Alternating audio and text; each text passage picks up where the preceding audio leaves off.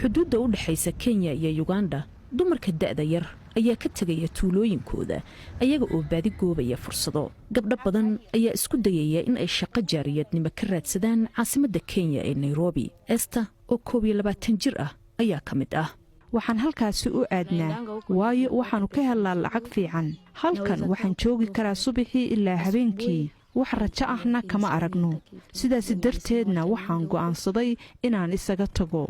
qiimaha shilinka Kenya marka la barbar dhigo kan Uganda waxa ay ka dhigan tahay lacagta Kenya laga sameeyo inay wax ka goyso dalkaasi. balse dumarka Kenyaanka ee guryahooda ka shaqeeya ayaanan ku faraxsanayn tartanka gabdhaha reer Uganda. marka aan shaqo meel ka raadsano waxaan lagu leeyahay Kenyan ayaa tahay kuma rabo qof Uganda u dhashay ayaan rabaa.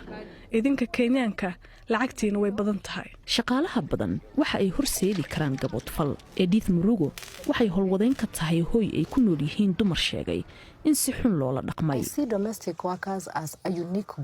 waxaan u arkaa in shaqaalaha guryaha ka shaqeeya qaar badan oo ka tirsan ma helaan fasax ay oga tagaan guryaha ay ka howlgalaan.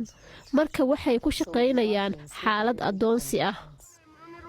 Esther Nairobi ayay timi waxayna shaqo ka heshay maqaayad balse waxa ay shaqaysaa qorax soo bax ilaa qorax dhac. mushaarkuna ma badna. haddii aan halkan iska fadhiyo idna kirada igama bixinayso, cuntadana ima siinayso. waxaa ii dhaanta aniga oo baxa oo dhibaatooba, lacagna soo hela, gurigana ku soo laabta. waan rabnaa in dadka loo sheego oo ay ogaadaan inaan bini'aadan nahay. keliya lacag la'aan ayaa na haysaa. ma og tahay haddii aan lacag haysan lahayn xaalku sidan ma ahaadeen. waxyaabaha ku kalifay in Esther ay timaada magaalada ayaa ka dhigan in aysan ahayn gabadhii ugu dambaysay ee safarkan soo gasha.